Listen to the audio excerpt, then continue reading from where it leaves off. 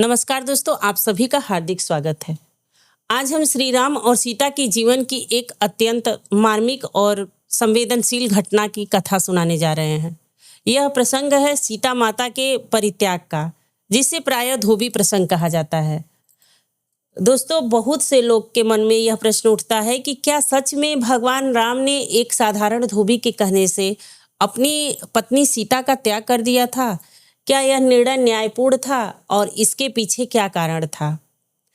इन सभी प्रश्नों का उत्तर हम वाल्मीकि रामायण में मिलता है। आज हम इसी प्रसंग को सरल भाषा में समझने का प्रयास करेंगे।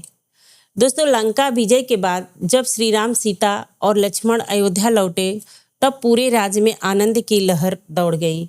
लोगों ने अपने प्रिय राजा और रानी का स्वागत बड़े हर्ष के साथ किया। कुछ समय बाद राम का राज्याभिषेक हुआ और अयोध्या में राम राज्य की स्थापना हुई। दोस्तों, राम राज्य का वर्णन करते हुए कहा जाता है कि उस समय राज्य में कोई दुखी नहीं था, कोई भूखा नहीं था और हर ओर सुख, शांति और समृद्धि थी। उसी समय यह भी शुभ समाचार मिला कि माता सीता गर्भवती हैं। पूरे राज्य में खुशी का वातावरण था। किंतु एक रात अयोध्या में एक ऐसी घटना घटी जिसने इतिहास की दिशा बदल दी। कहा जाता है कि एक धोबी अपनी पत्नी से क्रोधित होकर झगड़ रहा था। उसकी पत्नी किसी कारणवश देर से घर लौटी थी। क्रोध में आकर उस धोबी ने कहा, मैं कोई राम नहीं हूँ जो अपनी पत्नी को पराये घर में रहने के बाद भी स्वीकार कर लूं। दोस्तों, यह बात धीरे धीरे नगर में फैल गई और अंततः किसी ने यह बात जाकर राजा राम को भी बता दी। जब श्री राम ने यह बात सुनी तो उनके मन में गहरा दुख उत्पन्न हुआ। वे जानते थे कि सीता पूर्णतः पवित्र हैं। उन्होंने तो पहले ही अपनी पवित्रता सिद्ध करने के लिए अग्नि परीक्षा भी दी थी। फिर भी राम के सामने एक कठिन प्रश्न खड़ा हो गया। एक ओर उनकी प्रिय पत्नी सीता थी, जिनसे वे अत्यंत प्रेम करते थे, और दूसरी ओर उनका राजधर्म था। राम जानते थे कि एक राजा का जीवन केवल उसका निजी जीवन नहीं होता। राजा का हर निर्णय पूरे राज्य के लिए उदाहरण बनता है। यदि प्रजा के मन में राजा की पत्नी को लेकर कोई संदेह रह गया तो राज्य की मर्यादा पर प्रश्न चिन्ह लग सकता है। उस रात राम अत्यंत चिंतित रहे। वे सो नहीं सके। उनके मन में एक गहरा संघर्ष चल रहा था। अंततः उन्होंने एक ऐसा निर्णय लिया जो उनके जीवन का सबसे कठिन निर्णय था। दोस्तों, अगले दिन उन्होंने अपने छोटे भाई लक्ष्मण को बुलाया। उनकी आंखों में आंसू थे। उन्होंने लक्ष्मण से कहा कि वे सीता को वन में छोड़ आए। यह सुनकर लक्ष्मण स्तब्ध रह गए।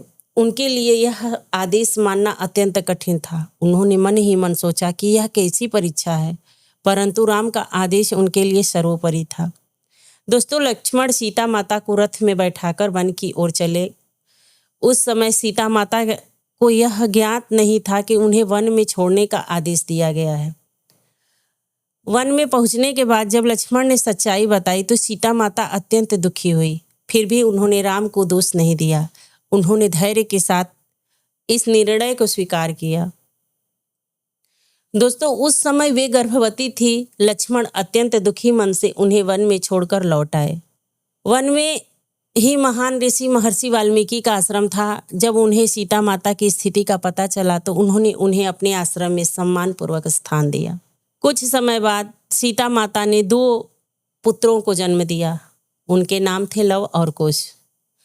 महर्षि वाल्मीकि ने ही इन दोनों बालकों का पालन पोषण किया और उन्हें शिक्षा दी। उन्हें शास्त्र अस्त्र सब धर्म शिक्षा के साथ रामायण की कथा भी सुनाई।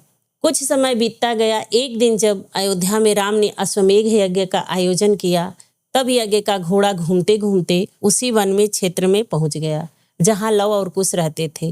दोनों बालकों ने उस घोड़े को रोक लिया। इसके बाद अयोध्या की सेना और उन दोनों बालकों के बीच युद्ध हुआ। धीरे धीरे यह रहस्य सामने आया कि लव और कुश वास्तव में राम के ही पुत्र हैं। दोस्तों, जब अंततः सीता माता को सभा में बुलाया गया तब उन्होंने सभी के सामने अपनी पवित्रता की अंतिम गवाही दी।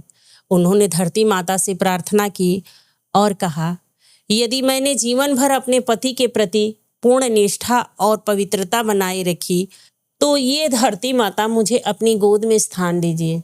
तभी धरती फट गई और सीता माता उसमें समा गई। दोस्तों, यह दृश्य देखकर सभी लोग स्तब्ध रह गए। श्री राम भी अत्यंत दुखी हुए, लेकिन यह घटना इतिहास में एक महान उदाहरण बन गई। इस कथा से हमें यह सीख मिलती है कि धर्म और मर्यादा की रक्षा करना कभी कभी अत्यंत कठिन होता है। राम ने एक राजा के रूप में अपने व्यक्तिगत सुख का त्याग किया और सीता माता ने धैर्य, त्याग और मर्यादा का सर्वोच्च उदाहरण प्रस्तुत किया। दोस्तों, इसी कारण श्री राम को मर्यादा पुरुषोत्तम कहा जाता है। प्रिय भक्तों, यह कथा केवल इतिहास की एक घटना नहीं है, बल्कि यह हमें जीवन में धर्म, मर्यादा और धैर्य का महत्व भी सिखाती है। अगर आपको यह कथा अच्छी लगी हो तो इसे अपने मित्रों और परिवार के साथ अवश्य साझा कीजिए।